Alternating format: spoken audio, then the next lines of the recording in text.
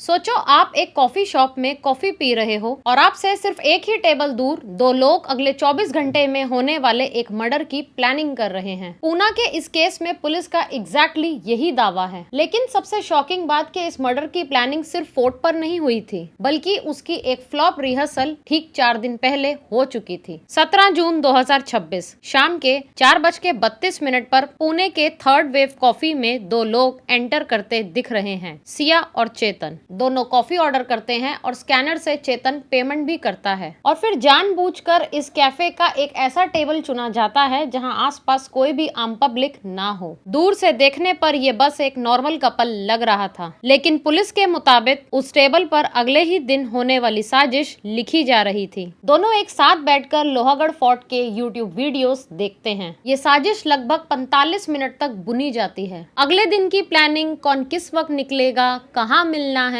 कौन किस जगह खड़ा होगा और सबसे जरूरी बात कि इस बार केतन जिंदा नहीं बचना चाहिए। मीटिंग खत्म होती है और जाते वक्त सीसीटीवी में दोनों हक करके एक दूसरे को अलविदा कहते हैं। शायद दोनों के दिमाग में सिर्फ एक ही बात चल रही थी कि बस एक रात और। इस मीटिंग के दौरान सिया को कई फोन कॉल्स भी आते हैं, लेकिन इस सीसीटीवी से पुलिस को एक सबसे बड़ा क्लू मिलता है। पुलिस के मुताबिक ये फुटेज साफ दिखाती है कि सिया और चेतन पहले से ही एक दूसरे को अच्छी तरह जानते थे। तो अगले ही दिन 18 जून को लोहागढ़ फोर्ट में दोनों एक दूसरे के लिए अनजान बनने का सिर्फ ड्रामा कर रहे थे। अलेजेडली दोनों ने बताया कि एंगेजमेंट के बाद दोनों का मिलना पॉसिबल नहीं हो पा रहा था, कोई भी उन्हें पहचान सकता था और ऑलरेडी 14 जून को केतन को मारने का प्लान फेल हो चुका था। इसीलिए शहर से दूर उन्होंने एक कैफे चुना जहां बैठकर अगले दिन का एक डिटेल ब्लूप्रिंट तैयार किया जा सके। और इस मुलाकात के बाद ठीक 17 घंटे के बाद इन्होंने अपने इस प्लान को अंजाम दे दिया। पूना के ये दो बड़े परिवार गोयल और अग्रवाल, जिनकी 35 साल से एक दूसरे से जान पहचान थी, अक्सर सोशल गैदरिंग और फैमिली फंक्शंस में ये लोग मिलते थे।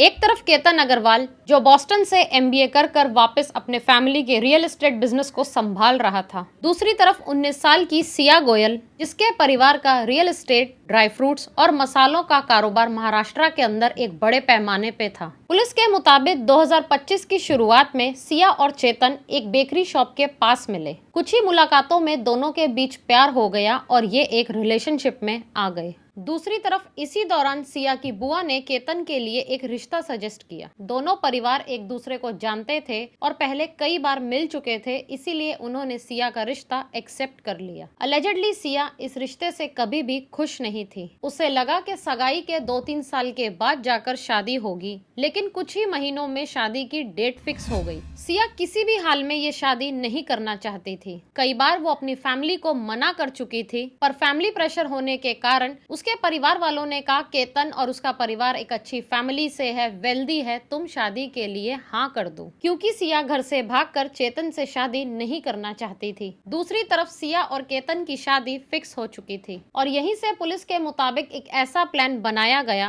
कि केतन को कैसे भी करके अपने रास्ते से हटाया जाए, जिसका पहला अटेम्प्ट फेल हो चुका था। वो रोज प्लान बनाते थे कि कैसे भी करके केतन से पीछा छुड़वाया जाए। अचानक 31 मई को खुद केतन ही सिया से कह देता है कि चलो लोहागढ़ फोर्ट जाकर ट्रैकिंग करते हैं। भले ही वो बेमन से उस ट्रैकिंग पर गई थी, जब एक दीवार से सिया उस खाई के नीचे देखती है तो वो सोचती है कि अगर यहाँ से किसी का पैर फिसल जाए तो वो एक एक्सीडेंटल डेथ लगने लगेगी। 5 जून को उसने केतन को फिर से कहा कि चलो लोहागढ़ फोर्ट चलते हैं, लेकिन 6 जून को वो प्री वेडिंग शूट के लिए बाली जा रहे थे तो उनके घर वालों ने उन्हें फोर्ट पर जाने से मना कर दिया। एयरपोर्ट जाते वक्त वो केतन का पासपोर्ट गायब कर देती है, जिसकी वजह से उनका वो बाली का प्रोग्राम कैंसिल हो जाता है। पुलिस के अनुसार वो 14 जून को पहली बार केतन को धक्का मारती है, लेकिन केतन की किस्मत उसका साथ देती है और वो किसी तरीके से बच जाता है। According to some sources, CIA ने कहा कि वो शुरू से इस शादी के खिलाफ थी। उसने कई बार अपनी मम्मी और बुआ को इस रिश्ते के लिए मना किया था, लेकिन हर बार उसे ही समझाया गया। हम इस परिवार को बहुत सालों से जानते हैं। केतन और उसकी फैमिली बहुत अच्छी है, वेल्दी है, शहर में उनका काफी नाम है,